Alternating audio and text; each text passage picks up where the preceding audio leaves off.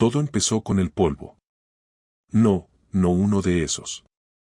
Me refiero al polvo literal, el que cubría la mesa del salón cuando llegué a casa un martes cualquiera a las 11 de la mañana.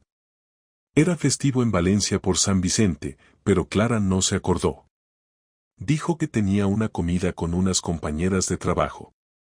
Yo tampoco dije nada, y cuando ella se fue, decidí ir a casa de mi madre a llevarle unas naranjas. Volví un par de horas después porque me había olvidado una bolsa de herramientas que necesitaba al día siguiente. Y allí estaba. El coche de Clara no estaba. Hasta ahí, todo bien. Pero en el salón, sobre la mesa, había 2 vasos. Uno con vino tinto, de esos de cristal fino que solo usamos cuando vienen visitas, y otro con Coca-Cola, pero no de lata, sino en vaso, con hielo. También había un cenicero con 2 colillas. Clara no fuma. Yo tampoco. Y el polvo. Eso fue lo que me dio en la cara como una bofetada, un rastro limpio en la madera donde claramente alguien había movido algo, una caja, un portátil, o quizás una bolsa. Todo alrededor estaba cubierto de esa capa fina de polvo que se acumula en una semana, pero justo en ese rectángulo no. Ahí supe que alguien había estado allí, y que se habían ido deprisa. Demasiado deprisa como para limpiar bien. Me senté en el sofá en silencio.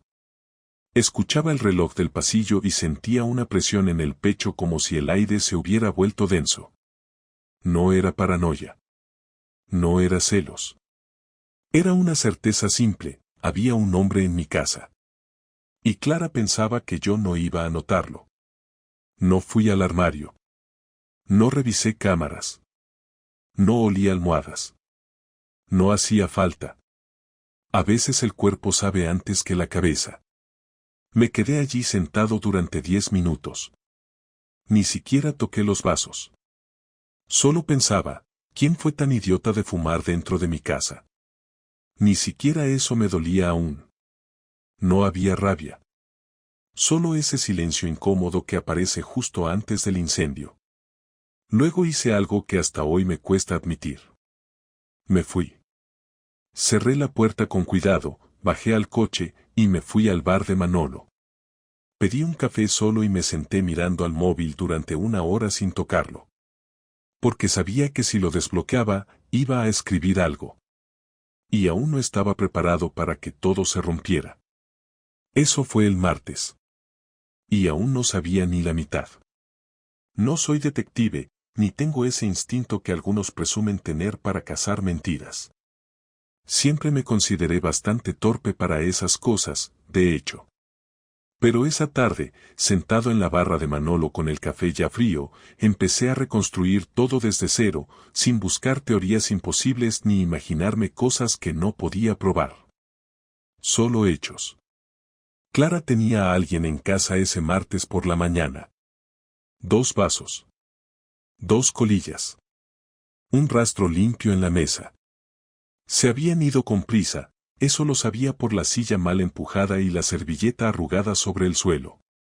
Eso no era una comida de chicas. Eso no era una reunión de trabajo. Eso era otra cosa. Y lo peor de todo, había pasado en mi casa, mientras yo estaba con mi madre. No se molestó en ir a un hotel, ni a casa de nadie. Lo trajo a mi salón. El vino era caro, el que yo le regalé en nuestro aniversario y que ella había guardado para una ocasión especial. No fue una visita cualquiera, fue algo planeado. Con intención. Y eso me cambió la forma de pensar. No volví a decir nada ese día. Por la noche, cuando Clara regresó, fingí estar dormido. Olía a perfume distinto, uno más fuerte que el habitual, uno que nunca le había gustado y que decía que era demasiado invasivo. Me extrañó, pero no le di vueltas. A esas alturas ya no buscaba pistas, buscaba entender qué iba a hacer con todo eso. Ella se metió en la cama, se dio la vuelta sin decirme nada, ni un beso, ni un buenas noches, y se durmió. O fingió dormir. Como yo. Durante los días siguientes, actué con normalidad. Me levantaba a la hora de siempre, iba al trabajo, volvía y hacía lo mismo de siempre. Pero había algo diferente en cómo la miraba, en cómo me movía por la casa. Empecé a observar sus horarios, no porque quisiera atraparla haciendo algo, sino porque quería ver si al menos tenía la decencia de ocultarlo bien. Pero no. Se relajó. El viernes volvió a salir con sus compañeras, y esta vez dejó el vino a medio terminar sobre la encimera. 2 copas, otra vez. Pero esta vez una estaba metida en el lavavajillas y la otra, sin tocar, en el fregadero. Detalles pequeños, pero suficientes para entender que ya no le importaba esconder nada. O pensaba que yo nunca me daría cuenta. El sábado decidí seguirla. No es algo que me enorgullezca. Nunca pensé que llegaría a ese punto, pero había cruzado una línea en mi cabeza, una donde ya no me bastaba con saberlo, necesitaba verlo. No por venganza, no por pruebas, sino porque hasta que no lo viera con mis ojos, iba a tener esa mínima duda clavada como una espina. Salió de casa a las 6 de la tarde, vestida como si fuera a una cita, no como alguien que va a ver amigas del trabajo. Maquillaje más cargado, tacones, ese bolso pequeño que solo usa cuando quiere impresionar. La seguí con el coche, manteniéndome a una distancia prudente, fingiendo que tenía cosas que hacer por la ciudad. Aparcó cerca del río, en una zona de bares. Caminó sola durante unos metros y luego se detuvo. Lo vi llegar desde el otro lado de la calle. Un tipo alto, camisa blanca, vaqueros ajustados, ese estilo de tío que parece sacado de una publicidad de colonia. Se besaron. No un beso amistoso ni un saludo inocente, sino uno de esos que se dan las parejas que llevan tiempo acostándose juntas. Uno que no dejaba lugar a dudas. No me moví. No bajé del coche. No hice nada. Me quedé quieto, apretando el volante, mirando cómo se abrazaban, cómo caminaban juntos hacia uno de los bares de moda. Se reían. Se tocaban. Y en ese momento, más que rabia, sentí una tristeza que no sabía que existía. No por la traición en sí, sino por la normalidad con la que lo hacían. Como si yo no existiera, como si nuestros 8 años no significaran absolutamente nada. Como si ya hubiera rehecho su vida sin decirme una sola palabra. Volví a casa solo, no recuerdo ni cómo llegué. Me senté en la cocina con la luz apagada y me serví un vaso de agua. No cené. No encendí la tele. No hice nada. Solo me quedé allí, en silencio, escuchando cómo el refrigerador hacía su ruido habitual, como si todo siguiera igual, aunque nada lo estuviera.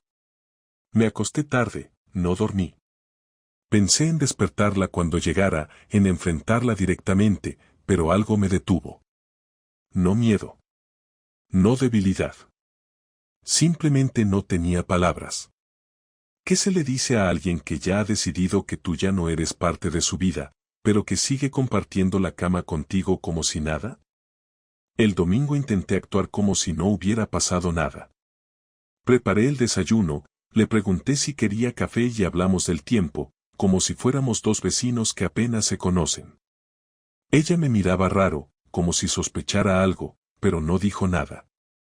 Me dijo que iba a salir a correr, que necesitaba despejarse. Asentí. Cerró la puerta y se fue. Y yo me quedé allí, con la taza en la mano, pensando en lo que iba a hacer después. Porque ya no se trataba solo de lo que había hecho ella, sino de lo que iba a hacer yo con todo eso. No lo hablé con nadie. No llamé a amigos. No escribí en foros ni busqué consejos. Porque nadie te prepara para esto, para el momento en que te das cuenta de que tu vida ya no es tuya, que estás viviendo un papel que otro escribió por ti. Me duché, me vestí y salí a caminar por la ciudad. No para pensar, ni para aclararme. Solo para no estar en casa. Y mientras caminaba, supe que esto no iba a terminar bien. El lunes siguiente no hubo excusas. Me levanté antes que ella, preparé café como cada mañana y me senté en la mesa de la cocina a esperarla. Cuando apareció, aún medio dormida, con el pelo recogido de cualquier manera y la camiseta ancha que usaba de pijama, noté que ni siquiera intentaba disimular la frialdad entre nosotros. Me saludó con un buenos días automático y fue directa a la cafetera. La observé en silencio mientras se servía, notando cómo evitaba mi mirada. En cualquier otro momento le habría preguntado cómo durmió, o si quería una tostada, pero ese día solo esperé a que se sentara. Cuando lo hizo, sin siquiera levantar la vista de su taza, hablé. ¿Quién es?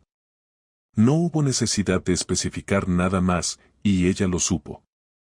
Se quedó completamente quieta, como si le hubiera congelado el cuerpo de golpe. No me miró. No respondió. Solo respiró hondo y dejó la taza sobre la mesa. ¿Qué estás diciendo?, preguntó, como si necesitara ganar tiempo. Como si tuviera una mínima esperanza de que no supiera lo que sabía. No hagas eso, Clara. No juegues a que no entiendes. Quiero saber quién es, cuánto tiempo, si ha estado en mi casa antes de esta semana. Quiero saber por qué decidiste que era mejor verme la cara que simplemente decirme que se había acabado. Tardó casi un minuto en levantar la mirada. Y cuando lo hizo, no encontré ni rabia, ni vergüenza. Solo una especie de cansancio acumulado, como si esperara ese momento desde hacía tiempo. Me miró y bajó la cabeza, apoyando las manos en la mesa como si necesitara anclarse a algo. ¿No es lo que crees? Entonces explícame exactamente qué es, porque yo lo vi. Vi cómo lo besabas. Vi cómo te reías con él. Vi cómo entrabas en ese bar como si tuvieras 20 años y no una casa con un marido que te espera cada noche. No lo planeé, dijo en voz baja. No fue algo que buscara. Simplemente, pasó. Eso no pasa de un día para otro. No lo conociste el viernes y te fuiste con él al bar. Esto lleva tiempo. Esto lo has estado alimentando tú. No me vengas con que pasó sin querer. Esto no es un error, es una decisión, Clara. Sí, lo es, me cortó. Fue una decisión. Y no me siento bien por ello. Pero tampoco me siento bien aquí. Contigo. En esta casa. En esta rutina. No te culpo de nada, Javier, pero siento que estoy muerta por dentro desde hace meses. Y él, me recordó que sigo viva. En ese momento entendí que ya estaba todo dicho. Que no era una aventura casual, no era una crisis de pareja de las que se solucionan con un viaje y 2 charlas. No era una necesidad de atención, ni un experimento de media vida. Era otra vida. Una en la que yo ya no tenía lugar. Me levanté de la mesa sin decir nada. No porque no tuviera palabras, sino porque ya no tenía fuerza para discutir. Abrí el armario, saqué una mochila y empecé a meter ropa. Ella me siguió hasta la habitación. ¿Qué haces? Lo evidente. Te dejo espacio. Ya que este sitio te asfixia tanto, al menos que no esté yo en él. No estoy diciendo que quiero que te vayas. ¿Y qué estás diciendo entonces, Clara? ¿Que me quede aquí sabiendo que vas a seguir viéndolo? ¿Que voy a compartir la cama contigo mientras tú estás con otro? ¿De verdad crees que soy ese tipo de persona? No sé qué quiero. Solo sé que no quiero seguir fingiendo que somos felices cuando no lo somos. Habla por ti, dije, sin levantar la voz. Porque yo no fingía nada. Yo creía que esto funcionaba, que teníamos problemas como todos, pero que al final estábamos en el mismo lado. Tú decidiste cambiar de bando sin decirme nada. Tú dejaste de luchar. Tú preferiste buscar fuera lo que no supiste arreglar aquí. ¿Y tú qué hiciste? ¿En qué momento te diste cuenta de que yo me estaba apagando? ¿Cuándo me preguntaste si estaba bien? ¿Cuándo me miraste de verdad? Todos los días. Pero tú ya no estabas. No hubo gritos, ni platos rotos, ni insultos. Solo esa frialdad que deja la decepción cuando ya no queda nada por salvar. Esa semana me fui a casa de mi hermano. No quise hablar con nadie más. Apagué el móvil durante 3 días. Dormía mal. Comía poco. Me costaba concentrarme en el trabajo. No porque aún la amara, sino porque me sentía estafado. No entendía cómo alguien que comparte tu cama durante 8 años puede darte la espalda de esa forma, como si todo lo que viviste junto a ella no hubiera valido nada. Me dolía el orgullo más que el corazón. Me dolía saber que había confiado ciegamente, que había defendido nuestra relación incluso cuando otros me insinuaban que no la veían igual de implicada. Me dolía la imagen de ella con otro, en mi salón, bebiendo de mis copas, fumando en mi casa, como si fuera su territorio y yo solo un intruso. El viernes siguiente volví por mis cosas. No intercambiamos más que frases sueltas. Ella no lloró. Yo tampoco. Me ayudó a meter las cajas en el coche y se quedó de pie en la puerta mientras yo me subía.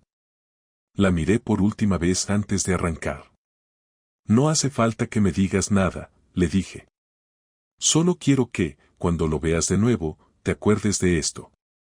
De cómo se acaba algo cuando se rompe desde dentro. De cómo duele cuando te tratan como si fueras un mueble más en la casa. Ella no dijo nada.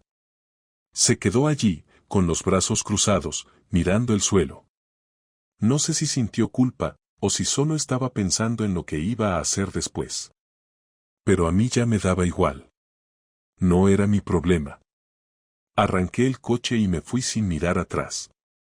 La idea de hacerle daño no nació esa misma noche, pero sí lo hizo la necesidad de devolver el golpe. Yo no era violento, nunca lo había sido, y tampoco pensaba ponerme a romperle cosas o gritarle delante de nadie, no soy ese tipo de hombre. Pero cada vez que me sentaba en el sofá de casa de mi hermano y pensaba en ella con ese tío, cada vez que recordaba la tranquilidad con la que me dijo que no sabía lo que quería, como si después de tantos años todo se pudiera decidir en una frase, sentía que no me bastaba con irme y desaparecer. Me había usado, me había mentido en mi cara y encima se había hecho la víctima en la discusión. Y eso no se lo pensaba regalar. Si ella había tomado la decisión de destruir lo que teníamos, lo iba a pagar, aunque fuera con la misma calma con la que lo tiró por la borda. El lunes siguiente, cuando volví al trabajo, le pedí a Jorge, un compañero que conocía a un tipo que trabajaba en seguros y tenía acceso a cosas, si podía conseguirme un informe de empadronamiento de Clara. No era ilegal si lo hacíamos a través de una solicitud de cotitularidad por una deuda pendiente, una excusa que se podía tramitar en segundos. Jorge no me preguntó mucho, se limitó a decir que en unos días lo tendría. Mientras tanto, yo ya estaba preparando el resto. Me puse en contacto con el dueño del piso donde vivíamos, que seguía a nombre de los dos, y le dije que quería desvincularme del contrato. Le pedí que en cuanto pudiera me mandara copia de todos los movimientos bancarios asociados al pago del alquiler. Necesitaba saber si ella había empezado a pagarlo sola o si pensaba seguir colgada de mi cuenta sin decir nada. Lo que descubrí no me sorprendió, pero me encendió igual. El tipo con el que estaba Clara se había mudado al piso apenas una semana después de que yo me fuera. Estaba empadronado ahí, y no solo eso, sino que ya había empezado a pagar la mitad del alquiler desde el día 20 de ese mes. O sea, que no era solo un lío, no era solo un amante, era su nueva pareja. Me lo había negado en la cara, me había dicho que no sabía lo que quería, mientras ya lo tenía durmiendo en mi cama, usando mis toallas y probablemente desayunando en la taza que usaba yo cada mañana. Eso fue suficiente. Esa noche, en lugar de cenar con mi hermano, me encerré en la habitación y me puse a escribir. Imprimí todas las facturas del alquiler, los datos de empadronamiento, las transferencias de su cuenta y la mía, todo lo que pudiera demostrar que Clara había usado mi nombre y mi dinero para sostener una vida con otro mientras me decía que no sabía qué sentía. Hice 5 copias de todo y las metí en sobres con remitente falso. Uno lo mandé a sus padres, que nunca me tragaron del todo, pero que eran muy religiosos y conservadores, de esos que se escandalizan cuando alguien se divorcia. Otro lo mandé a su jefe, con una nota que decía para su conocimiento, ya que mezcla lo personal con lo laboral. Clara trabajaba en una empresa donde la imagen lo era todo, y aunque no estaba haciendo nada ilegal, sabía que ese tipo de cosas generaban tensiones. El tercero fue para su hermana, que era su confidente. Y los dos últimos para dos amigas suyas, una de ellas muy activa en redes sociales, que se la pasaba hablando de honestidad, feminismo, transparencia y todo ese discurso. No esperaba que la crucificaran, no quería eso. Solo quería que entendieran que Clara no era tan transparente como parecía. Que supieran que la historia tenía dos caras. Después de eso, cambié mi número de teléfono y bloqueé su correo. No quería contacto. No necesitaba que me explicara nada. Si quería explicaciones, que se las diera a sus amigos, a su familia, a sus compañeros de trabajo. Yo ya no iba a ser su colchón emocional ni su figura de apoyo mientras ella se reorganizaba la vida con otro. Me borré de todos los grupos donde estaba con ella, cancelé las suscripciones conjuntas, anulé la cuenta compartida de Netflix y también la de Spotify. Puse fin a todo lo que nos unía, incluso lo más pequeño. Me costó más de lo que pensé, porque son cosas que uno no asocia al dolor hasta que tiene que borrarlas. Pero lo hice. Uno por uno. 2 semanas después, me llamó desde un número oculto. No contesté. Me escribió desde el correo de su trabajo, diciendo que quería hablar, que había recibido mensajes raros de parte de su jefe, que sus padres la habían llamado para decirle que estaba decepcionados, que su hermana no le hablaba. Me limité a contestar con una frase. Solo estoy devolviendo lo que recibí. No hubo más correos. No me volvió a llamar. Sé que intentó localizarme a través de amigos, pero nadie le dijo nada porque yo ya me había encargado de contarles una versión más que suficiente de los hechos. La mayoría se quedó en silencio. Otros me dijeron que no se metían. Lo entendí. Al final, nadie quiere problemas, y menos en asuntos de pareja. Pero no necesitaba aliados. Me bastaba con que ella sintiera el vacío que había dejado atrás. Que supiera que si quería rehacer su vida, lo iba a hacer, pero no desde la comodidad de su mentira. Iba a hacerlo sin mí, sin mis recursos, sin mis contactos, sin mi nombre. Una tarde, mientras caminaba solo por el centro, vi a una de sus amigas pasar de largo, fingiendo que no me veía. Iba con Clara. No se saludaron. No se miraron. Ella cruzó la calle como si el suelo quemara. Y yo seguí mi camino sin apurar el paso. Lo que más me sorprendía de todo esto no era que Clara hubiera sido infiel, sino la seguridad con la que creyó que no me daría cuenta. La forma en que asumió que podía tenerlo todo, que podía pasar páginas sin mancharse. Y eso fue lo que me empujó a actuar. No por despecho, sino por justicia. Si uno rompe algo, debe limpiar los pedazos. Y ella prefirió barrerlos debajo de la alfombra. La última vez que hablé con Clara fue en un banco de piedra frente al cauce viejo del Turia. Fue ella quien insistió, después de semanas de silencio. Me escribió desde una cuenta que no conocía, sin firma, solo con una frase directa: no quiero terminar así. Solo una conversación. Podía haberlo ignorado, podía haber seguido con mi vida como si no hubiera leído nada, pero no lo hice.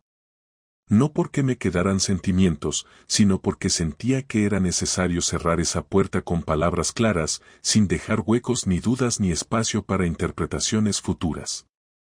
Si algo aprendí de todo esto, es que cuando uno se va, tiene que irse del todo. Nos encontramos un martes por la tarde. Ella llegó antes que yo, estaba sentada mirando el suelo, con las manos entrelazadas y ese mismo gesto de cuando no sabía cómo empezar algo. Me senté sin saludarla, solo asentí y esperé a que hablara. No tenía intención de ayudarla a arrancar. No he venido a pedirte perdón, fue lo primero que dijo, y en parte lo agradecí, porque al menos no iba a fingir humildad ni arrepentimiento. No creo que tenga sentido decirte lo que ya sabes. Solo quiero que sepas que no fue por hacerte daño. Que no fue por odio, ni por revancha, ni por desprecio. Fue por mí. No te preocupes, Clara. Ya entendí que fue por ti. Todo fue por ti. También durante los años que estuviste conmigo. Eso no cambia nada. Si cambia, insistió, mirándome por primera vez. Porque si piensas que todo lo que tuvimos fue falso, entonces me odias. Y yo no vine para que me perdones, pero tampoco quiero irme pensando que me odias. No te odio, le dije sin pensarlo. Me das rabia. Me das vergüenza ajena. Pero odio no. Para eso tendría que importarme lo suficiente. Ella apretó los labios, como si hubiera esperado algo distinto. Como si aún creyera que podía tocar alguna parte de mí que todavía no estuviera completamente seca. Pero no la había. No quedaba nada. Me pidió que le dejara explicarme algunas cosas, como si el contexto pudiera suavizar la realidad. Que el otro tipo no era una aventura, que llevaba tiempo sintiéndose vacía, que no sabía cómo pedirme que lo habláramos sin que sonara a excusa para irse. Que sintió que si lo decía en voz alta, todo se derrumbaría, y no estaba preparada para eso. Le respondí que no hacía falta que justificara nada, que si estaba tan decidida, si lo había planeado todo de forma tan cuidadosa, entonces no necesitaba fingir que fue por falta de coraje. No te diste cuenta de nada, Javier. Durante meses estabas conmigo y ni siquiera sabías que yo ya no estaba. Llegabas tarde, ponías la televisión, te metías al cuarto como si la casa funcionara sola. Yo podía haberme ido durante días y no lo habrías notado. Ese silencio también me empujó a hacer lo que hice. ¿Y te pareció más fácil meter a otro en la cama que hablarme? Porque eso fue lo que hiciste, Clara. No fuiste honesta. Usaste todo lo que tenías conmigo para construir algo nuevo sin romper lo anterior. Te aprovechaste de mi confianza, de mi rutina, de que no te controlaba ni te revisaba el móvil. Todo eso lo convertiste en una herramienta para mentirme sin que me diera cuenta. Y ahora vienes a decir que el silencio te hizo daño. No lo planeé así. Pues te salió perfecto. Solo que no calculaste que yo sí iba a hacer algo cuando me enterara. Y no fue por venganza, fue por dignidad. Porque tú no ibas a cargar con el peso de lo que hiciste si nadie te lo ponía delante. Ella bajó la mirada, esta vez sin contestar. No intentó llorar, no forzó ninguna escena dramática. Solo asintió, como si de pronto entendiera que ya no había lugar para la versión de la historia donde ambos habíamos tenido parte de culpa. Esa versión en la que el desgaste natural, las rutinas o la falta de comunicación eran responsables por igual. Porque no fue eso. Fue una decisión suya, y yo solo fui el último en enterarme. Le pregunté si seguía con él, y me dijo que sí, que por ahora vivían juntos, pero que no sabía si eso iba a durar. No respondí. Me limité a mirarla, esperando que entendiera que eso no tenía ningún valor para mí. No me importaba si duraban o no, si se casaban o si se odiaban al mes. Ese asunto ya no era mío. ¿Hay algo más que quieras saber? Preguntó al cabo de unos segundos de silencio. No. Ya sé todo lo que necesito. ¿Entonces esto es definitivo? Sí. Lo único que me queda por cerrar es el tema legal. Vamos a divorciarnos. Sin vueltas, sin abogados caros. Lo que es tuyo será tuyo. Lo mío será mío. Nada de peleas. Quiero que firmemos lo antes posible. Asintió de nuevo. Dijo que le parecía justo. Que no iba a poner problemas. Que ella también quería cerrar esto sin convertirlo en una guerra.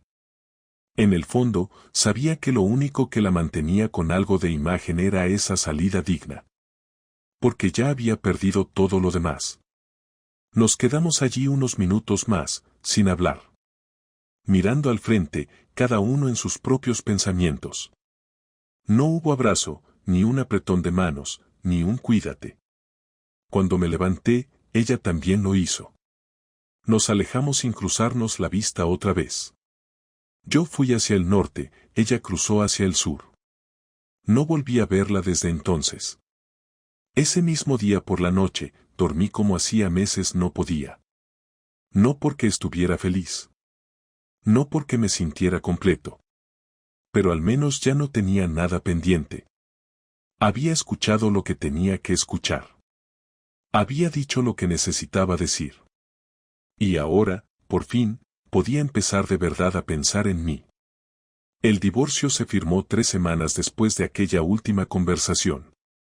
No hubo discusiones, ni condiciones absurdas, ni intentos por parte de ella de negociar nada. Aceptó todo lo que le propuse y respondió a los correos del abogado con una eficiencia que me dejó claro que quería terminar con todo tan rápido como yo. Cuando nos vimos para firmar los papeles en la notaría, ni siquiera me miró.